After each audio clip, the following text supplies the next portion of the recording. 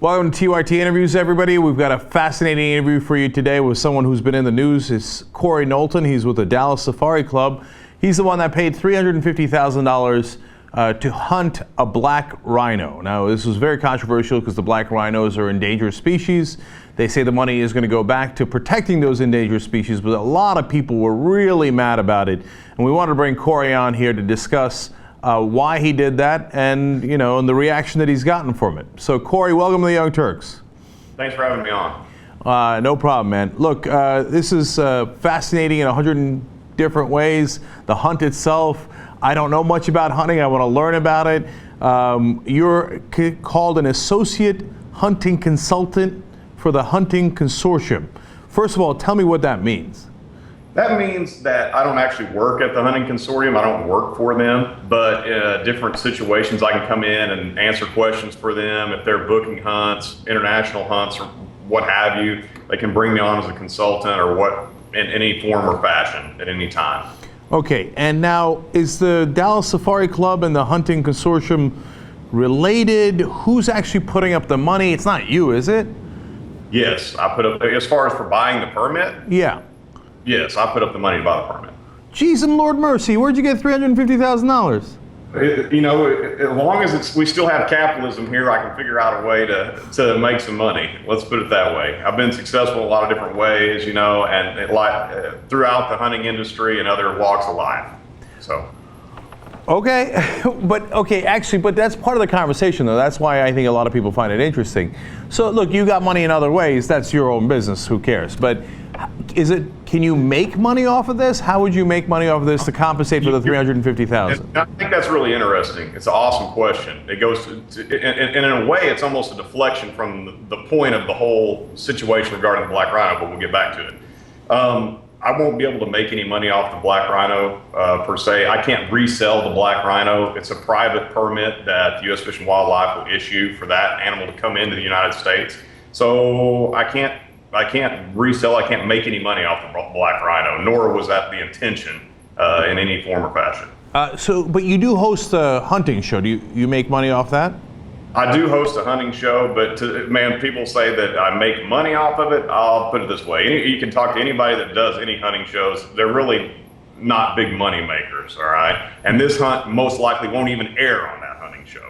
So, I guess you could say, yeah, raised awareness of it, but to be honest, that doesn't benefit me in any way, shape, or form. The hunting show is based on a contractual basis that's set out for years in advance, so it doesn't matter. I got you.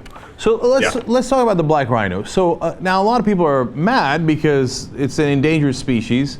You guys say the $350,000 is going to go towards conservation efforts, and then people will counter, well, if you're that interested in the conservation, why don't you just give them the money for the conservation and not kill it? So let's talk about where it's going first, and then I want to talk about the hunt itself and why you want to do it. The interesting part about what the question you asked actually had a few facets to it. Okay, first you said that you're hunting an endangered species. Well, on the whole, if you look at it on a national level or continental level in Africa, the black rhino is endangered species, all right? Here's what I printed up for you. It's the IUCN Red List, okay? And it states where the status of each species is. Now, this is done on a national level within the subspecies, which is the southwest black rhino of the one that lives in Namibia, the one that we're talking about, okay? It's actually vulnerable, which is downlisted from endangered, okay? The next down is near threatened, and the next one is least concern. So on a national level, or on a continental level, yes, the black rhino is endangered. But what this is telling you is that Namibia is doing a good job, and its status is down from endangered. So you have to look at it, it's really easy, and people get inflamed with the term endangered. Okay, well, bluefin tuna, for instance, that people are eating, and Toro bluefin tuna, well, it's an endangered species, but that doesn't mean that they can't manage it. They can't figure out a way to keep it from going extinct. That's the ultimate goal, is to keep them going at least the same level or in the right direction. So now I read up a lot about Namibia's conservation efforts, and this is part of their conservation efforts, and they're to be commended. They're doing a good job. So I understand the point you're making. Of course, linguistically, there's a funny thing there where you're saying, don't worry, I'm just hunting an animal that's vulnerable. No, I understand that, but if you have to look like it. Almost everything it goes from their linguistics, if you will. I mean, the next one down is near threatened. Well, then you're hunting one that's near threatened, and that just means it's almost vulnerable, right? And then least concerned means we're not really concerned about it, but soon it could be near threatened, right? So in that, I'm not saying that that this linguistics actually fit the situation. I'm just saying that's what they came up with. No, I know where you're going with it. All right, so let's talk about the hunt. What? And as a non-hunter, I don't get it. So I want to know why this motivates you so much. To the point of, obviously, look, if I haven't given $350,000 to anything in my life, okay? So that's a big amount of money. For me to give that money, man, that would have to turn me on big time, right? But to me, like, as a non-hunter, don't they just drive you about half a mile from the rhino and then you go and you shoot it from a distance? Isn't that like the easiest thing in the world? No, and there's two parts to that. So I really want to get to both parts, okay, that you just said. So right. Let me start off with the first part. What turned me to spend $350,000 on this, okay? I have a belief system in sustainable use, okay? And hunting is a part of that belief system. So they set this up, the IUCN, CITES, U.S. Fish and Wildlife, Namibian Ministry of Environment and Tourism, set this entire thing up because based on sustainable use and based on the genetic argument that was placed before them, this was the very best situation. So by hunting the animal and by spending the money, I'm putting my money where my mouth is for this belief system. So that goes along with it. You know, you say, okay, I've never spent $350,000 in my life. Let's say you had an ethos, if you will, that you believed in and you supported, and the $350,000 wasn't maybe as big a deal to you as it was to somebody else. And this could prove that you supported it, damn the torpedoes, and it proved that, and it was already proven to you that it was going to a good cause. So despite, you know, what I get out of or don't get out of hunting with it, I'm following my belief system. So do you understand that? Yeah, I do. Okay. So that it's not just about, hey, he likes to kill something. He wants to go kill this black rhino. Man, okay. If I like to kill something, I work at the chicken plant. I would kill them all day long. And I would kill them. And then I'd wake up tomorrow and I can't wait to kill something else. Okay. So it's not about killing it. Now let's get to the hunting portion of it. Okay. What you said, there's going to drive you up a half mile away. Okay. Cenk, I've done all sorts of hunting all over the world. Okay. I've done the most dangerous hunts you could ever imagine. I've done hunts that are really safe. This is on the more dangerous end of the spectrum. And here's why. It's a very thick, nasty area, okay? It's not a good area for ecotourism. It's not like you picture in your mind when you think about Africa, hey, I'm going to go out in East African Serengeti and see all these animals. In reality, it's very thorny, it's really nasty, it's a desert with thick bush in it, okay? And they're saying there's approximately 3 of these animals that meet all the criteria to be hunted, okay? So let's just say, for argument's sake, there's 100 animals in there. All right, you've got to get close enough to the animal to identify it's the one causing the problem. Okay, well, you're getting close to an animal that has already been earmarked as a troublemaker. It's killed other animals. In some instances, it's chased or destroyed property. Okay, chased people or destroyed property. And even further, they kill you. Okay, they're a security threat. They're destroying inanimate objects. And you have to get close enough to this thing, time and time again, in thick brush, to other animals that aren't it, and then to it, to figure out if you're shooting the right one. And okay, it couldn't get any more dangerous than that. So it's not just sitting in the car in a safari vehicle and say, oh, look, there's a black rhino. Yeah, we're going to take him at our will. I mean, that's not the case at all. You know, again, as a non-hunter, I think, and, as a lib, I think, why not use a tranquilizer dart, right? So you put 3 of them, 5 of them in that thing, and then go take a picture next to it and go, got them, right? Okay, that's sure, and I understand that. Okay, and that has happened, and a lot of them that are moved to these areas, honestly, they got there that way. But what happens is there's like, it's a genetic argument as well as a financial reasoning behind it. Okay. If you dart it, let's say I dart it, then you're talking about an animal that's already at the end of its life, and it's already been proven to be a security risk. Okay, you move him somewhere else, all of a sudden you got Darwin's nightmare moved into your new ecology, and he's destroying all sorts of other things because he's proved that he's done this. Okay, and then on top of that, you got to move him somewhere that he's not at risk for poaching. Okay, there's only so many areas that they can protect. So, Okay. but part of that, Corey, I don't understand, because, you know, they say, and this might be a disagreement I have with conservationists, right? They say that since he's an older rhino, he's more aggressive, and he's going after the younger rhinos, female rhinos, and he's causing trouble. But that's what older rhinos do. That's in nature. So it's not like the rhinos aren't used to it. So that doesn't seem like a particularly persuasive argument to me. Okay, then we'll go to the genetic argument, which is the real reason. Okay, there are not tons of black rhinos. There's less than 2,000. Okay, in Africa, in Namibia. Okay, this subspecies that I'm talking about. Okay, he's been breeding them for years. Now you have on top of that the most dominant one. And here's what's been twisted. The term is post-reproductive. That doesn't mean that he's infertile. Okay, so what happens is they continually breed. And they continually boss everything else around, and now they're breeding their own children. Okay, he's breeding his own daughters, that's inbreeding, and by all genetic arguments, that's not good in any small area. It's not good at all, period. But then all of a sudden you have a weaker subspecies of animal due to inbreeding. So that's the first and most important aspect of this whole situation. Yeah, you know, I get, look, there's things that I agree with you on and I understand, and that's why I love the conversation. And there's things that I either A, don't understand or don't agree with, because, I mean, we're worried about rhino incest? I don't know. Let the rhinos sort it out. I mean, isn't that what they do naturally?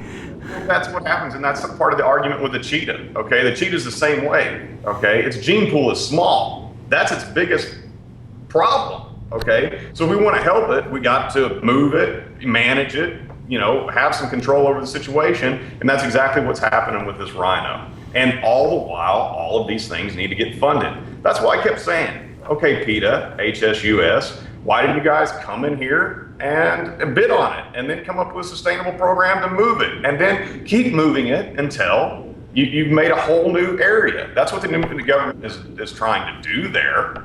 So Corey, I hear you on that, but here's again something that's hard for me from the outside to sort out, because there's groups on both sides. So Humane Society, International Fund for Animal Welfare are objecting to the auction, and a Kenyan ranger named Rabia Hawa says it doesn't help in conservation. The Africans don't eat rhino meat, so he knocks down a lot of those. On the other hand, you got yourself, it appears the Namibian government, et cetera, saying, no, we got to get rid of this rhino. We do spend it towards conservation. And how's an outsider like me or our audience supposed to know who's telling the truth? How do we know the 350,000 is definitely going to the Namibian government for conservation? And how do we know if it's a good thing or a bad thing for the rhinos when both sides vehemently disagree? Okay. You're talking about on their side, Jeffrey Flocken, okay? He was actually put out of this argument because he's against sustainable use, okay? So when you're talking about the real authorities, you're talking about CITES, the Convention on International Trade of Endangered Species, okay? 179 nation members now, okay? They convene every 3 years and say what's good and what's bad, okay? Things are proposed, things are agreed on or disagreed on. Then you have the IUCN. They're the ones that publish the red list. They're the ones that have the foremost experts in the world. They have a rhino specialty group headed up by a guy named Michael Knight. Okay, you're talking about scientists that devote their entire life to this. Okay, so you bring in Rabia, you know, who I've talked to on the internet. She's an honorary ranger. That's not even a full-fledged ranger, and you're getting her opinion. That's actually sentiment versus the science side. So if you want to go for science, you go talk to CITES, you go talking to the IUCN, and you talk to U.S. Fish and Wildlife. Okay. If you want to go to sentiment, go to Jeffrey Flocken, go to Humane Society of the United States, because what they do is they create that sentiment and they put it out there as they're the experts. They are not the experts. The experts are the IUCN, the experts are CITES, and the experts are U.S. Fish and Wildlife, the experts of the Namibian Ministry of Environment and Tourism, who have people on the ground looking at these things every day. Okay, Rabia is in Kenya. Okay, Namibia's far from there, right? Okay, she's not on the ground.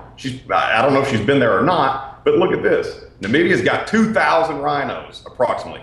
Kenya's got less than 700, and they're getting poached at a higher rate than the ones in Namibia. There's been less than 10 poached since this program's been inception. So forget about what people are saying. I can't hear what you're saying because your actions speak so loudly.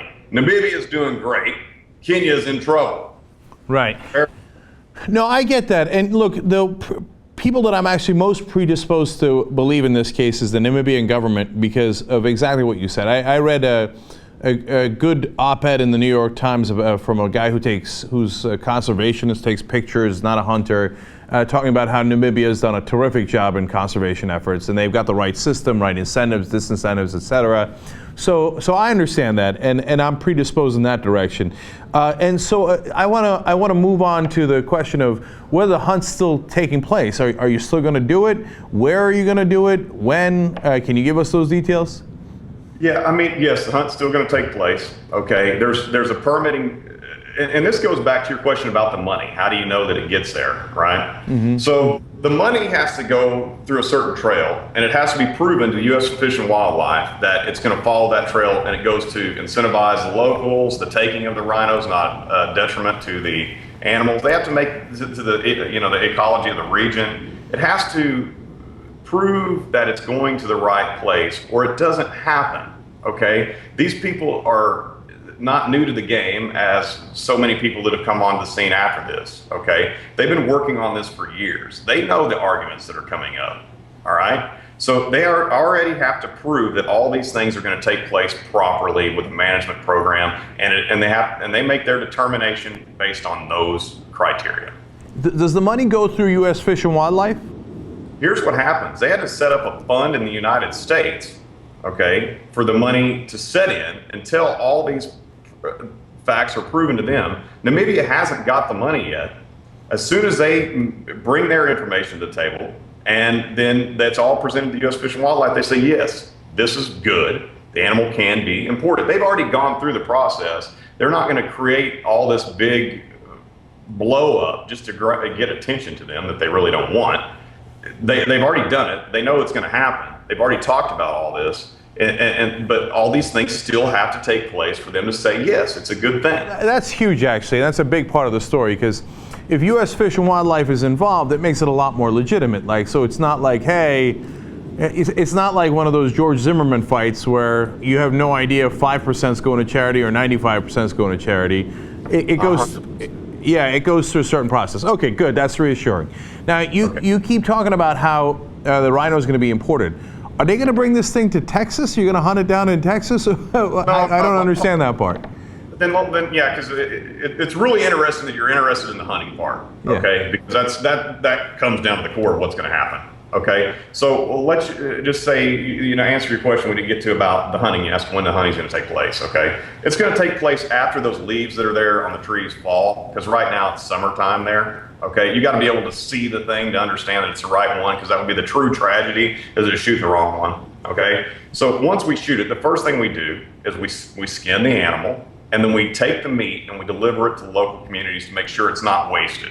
To make sure this meat is getting fed to the right people who need it and want it, who have agreed that this whole thing is a good thing and that they want to be incentivized. This is part of it to them. They're getting the meat. It's not just going to lay down and get taken by carrion by vultures and hyenas. Okay, so after that, we take it, we make sure the hide's taken care of, the skull's taken care of, all of that, and then we deliver it to the Namibian government. They're going to look at it. They're going to have representatives on the scene, and then back at their office in Windhoek, they're going to go over it, look at it, and then at that point, it goes through a treatment process, and then will be imported into the United States. The permit that I have, or that I will receive, is a private use permit. So my end goal really was that hopefully one day that it could be in a museum or anything. But right now I can't do that with it, I found out, because it's a private use permit for my own use. Okay, so maybe that changes. Maybe I file for another permit later. Who knows? Okay, but right now I will keep it, the body of it, in my possession, because that's what the permit dictates. Oh, okay. So that's why I love doing these interviews. I had no idea. You're importing it after you killed it. So right. Yes, of course. Okay, so is it possible that you'd put its head up on over a fireplace somewhere? That's not what's going to happen with it at all. Okay, no. I mean, my goal, like I said, my goal is for it to end up in a museum one day. It's a big. There's never been in my lifetime a situation that brought more eyes to the problem of poaching and the conservation of a certain species ever. I mean, we did certain news people that I did an interview with earlier. They were having 5,000 to 7,000 clicks a minute for over 17 hours on this story. Okay, everybody is super interested in an animal. You know, they could have killed 20 kids that day somewhere, and it doesn't get the attention that this animal gets. And it's really, really strange. And it goes to the same thing, like I told you. I believe that hunters have an intimate relationship with the involvement in the circle of life. So when I said that about the black rhino, it wasn't because, hey, I want to be sexually involved with the black rhino. Okay? Thanks, God. Because I believe that in my heart, that we care about our animals and the world's animals. And I believe that by hunting them and being involved in that, I will know more about that animal than almost anybody will by the time I do it. Like, I know more about a deer than almost anybody does because I've hunted them my whole life. I've done I've dissected them, I've eaten them, I've fed them. It's like Audubon and the birds. That guy shot a lot of birds. Those paintings are of dead birds, okay? He ate birds, he loved birds, okay? Theodore Roosevelt took a picture of every animal he killed when he was delivering them to the Smithsonian. And for over a century, people have learned more about animals because of these guys who were hunters. And if you say conservationist, what you should be saying is environmentalist. Okay, conservationist is I am a conservationist, 100%.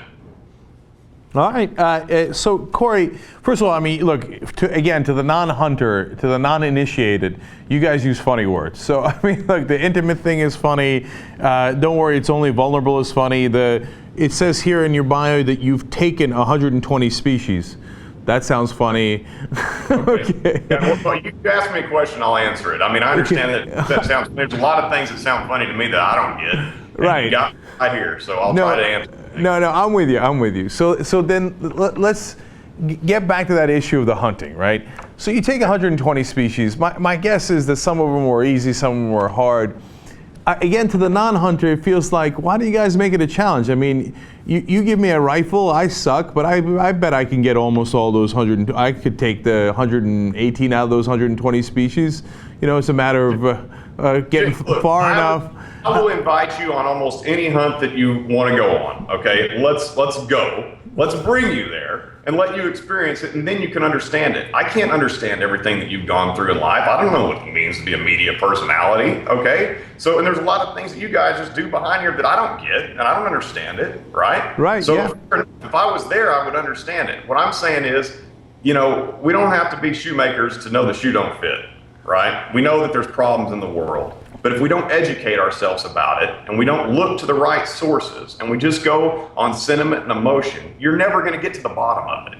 You have to either go with a hunter and be a part of it, which, like I said, I'll invite you, come with me, and or at least talk to somebody yourself who is a hunter, who can sit down and have a conversation without calling you names, just like, you know, the same things that we've been talking about. Like you called out all the people who are threatening me because they have different views than I do. Okay, talk to them and then educate yourself through the proper sources.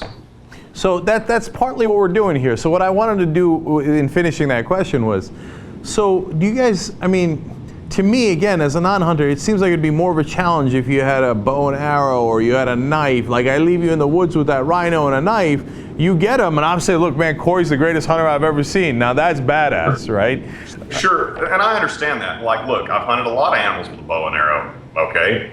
Tons, all right? It's part of it. Just like, and think, for instance, like fishing. We did that. We caught this. We spent 4 years to catch this mako shark, to donate it to NOAA, okay? So I'm telling you, it's extremely dangerous to catch a 1,300-pound mako shark. A million things can go wrong and you can die, all right? And so it's hard for me to explain, you know, oh, well, he's just sitting in the boat. Well, what if the shark jumps 20 feet and lands in the boat and squishes you, okay? What if the rhino charges me and I'm worn on its horn for 12 hours, drugged to the phone, okay? These things happen. I have friends that were breathing, that aren't breathing anymore because they decide this lifestyle. It can be very, very perilous. These animals, they do want to live.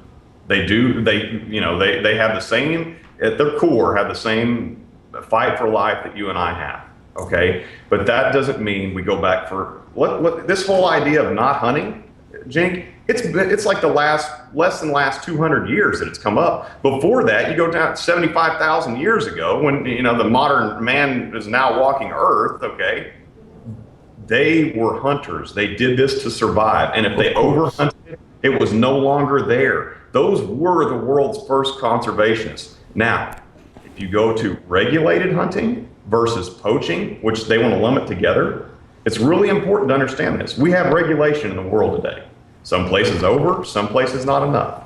But by giving an animal a status and a protection, by saying it's legally hunted, then it has a regulation on it. It has biology behind it. If you just say, hey, we're banning all hunting. Okay, well, look, they banned all marijuana in the United States for years. How well did that go? Yeah. No. So let me clarify a couple of things, and I'm going to ask you one last question about the hunting thing. So look, I don't want to ban all hunting. That's crazy talk. So don't get me wrong, right? I just want to understand it, and I want to see what parameters make sense. Of course, you're right about the balance in regulation. You could overregulate, you could underregulate, and this is a clear example of that, right? And so. And look, have people hunted in the past? Of course, we're hunter-gatherers. That's literally what we are, right? It's in our genes. It's on our genes. You got it. Hey, you got it. Right. These animal rights people don't. Right. No, so of course I understand that. So the only question is, what degree of regulation are you going to do on that hunting? What makes sense and what doesn't? Like in the old days, they ate the things, so obviously they had to hunt, right? Nowadays, we got factories who do that, et cetera. We don't have to hunt, and B, hunting has become a lot easier. Now, I understand what you're saying about the perils of it, but then that leads to my last question. Now, for some, there are no perils at all. The Sarah Palins that celebrate shooting wolves from helicopters and stuff. So what's your take on that? I mean, that to a lot of people, that seems like, wow, okay, that's not much of a challenge, and what's there to brag about shooting a wolf from a helicopter? I don't think there's anything to brag about that. I think that is, you can brag about that possibly in certain circumstances it's needed because they're, killing every moose in the area, and then they're not going to have any moose left to eat, and then they're going to starve to death and be gone. And I'm telling you, a wolf is look, I've hunted wolves, I've been around wolves. They are very, very smart. They're super intelligent. Okay, all you have to do is go look at one of these police dogs and understand this thing is pretty smart. Okay, so there's certain instances where that's not hunting, that's killing. They're making a management decision to fly around and shoot wolves. It's not, that has nothing to do with hunting at all. That has to do with killing. Okay, so you're getting in ethics and morals and what's right and what's wrong when they're making a scientific decision, and then their words are getting twisted to say, hey, I think we're hunting wolves out of a helicopter. No, you're killing wolves. Hunting isn't, it's two different things in my mind. All right, good, because I think Sarah Palin and Ted Nugent were in favor of that. I think Ted Nugent might have bragged about it, so if you're against it, great, no problem. Well, I'm not against it, but I think it's just not hunting, okay? It's killing people from a helicopter. And like Ted, look, I know the guy, he's a friend of mine, okay? There's a lot of things we agree about, a lot of things we don't agree about, okay? But my point is, it's so easy in today's media world to sensationalize one part of it, and then you get the whole world looking at that one part. Here it is over here, guys, we're gonna dangle this over here, and they don't even get to look at the real situation that's going on. Right, and I think Nugent did the helicopter hunting on feral pigs, if I got it right,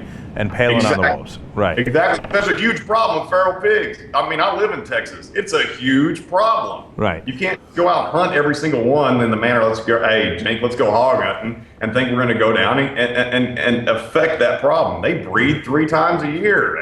They have a very short gestation, and all of a sudden there's hogs everywhere. They've gone hog wild. All right, last thing is about the death threats that you got. So, of course, as I said on the show before, that's insanity. I mean, the irony of people who say you can't kill a black rhino, so we're going to kill you, it's unspeakable irony. It's ridiculous, right? Here's how brave they are. This is what the ones look like. Okay, these are the people threatening me. This is pictures from the threats I get. Mm-hmm. Can you identify him, Mr. FBI agent, to go get him? Okay. That's what we're dealing with. It's horrible. I mean, my wife and children, look, Cenk, you and I probably, look, I'm more of a conservative person. You're more of a liberal person from what I've read about you, but you used to be conservative, apparently. Right. So there's, look, we can disagree on a million things. That doesn't mean that we can't agree on some things and then have valid conversations without threatening each other to get our points across. Because here's what these threats are. I'm yelling at you, but I don't want to hear what you're saying, and you should die. I don't want to look at any science. Okay, they're screaming with their ears covered, and then they're threatening little children and myself. So I can't say enough bad things about those threats. I mean, they're deplorable, they're stupid, and it's just like what I say about Muslim fundamentalists. When they threaten to kill you, that means they have already lost. That means they can't beat you in a battle of ideas, so they got to shut you up, right? 100%. Right. 100%. So how bad was it? I mean, how specific were the threats? They were in the, I would say, probably even tens of thousands. Okay, but the way they're classified is really funny. Like for me to say, "Hey, Cenk, I'm going to kill you." Okay, well that could have meant I'm going to kill you financially. Okay, say, "Hey, Cenk, 2 in your chest, 1 in your head, you're dead." Okay, well what did that really mean? We're all dead men. So when you get down to it, for these people, threats that are classified, they had to be worded so specifically. What I found out, like, okay, I'm going to come and kill you. Okay, well, you got to prove that I have the ability to come there to kill you, and you got to say, how am I going to do it? So there was very specific threats, is my point. There was thousands of people that karma threats, wished I was dead, all these other things, but there still was a lot that were very specific. Okay, and the FBI is investigating those as we speak. So they're still doing it. Okay. Well, I hope you're all right on that. And then last question is, when has it been determined? I know we talked about it a little bit, but I wasn't clear. Has it been determined when the hunt's actually going to go down? Not to a specific date. All I know is it's got to be after these leaves fall from the trees, okay, which could be May, June, sometime in there, and before November. So in that time frame, it's going to be in there somewhere. They haven't told me exactly yet. And they want to do it, I would say it's going to be closer because, look, the animal is killing other animals. They want to get it out of there. It is a problem. So. Cory Knowlton, he won the auction at the Dallas Safari Club. He's the host of The Professionals, which is a hunting show along with Jim Shockey. He's the one who's going to hunt that black rhino, and you just heard it right here as to all the different specifics of it, and you make up your mind on what you think of it now that you have the facts. Cory, thank you for joining us. We really appreciate it. Thank you so much. Awesome. Thank you.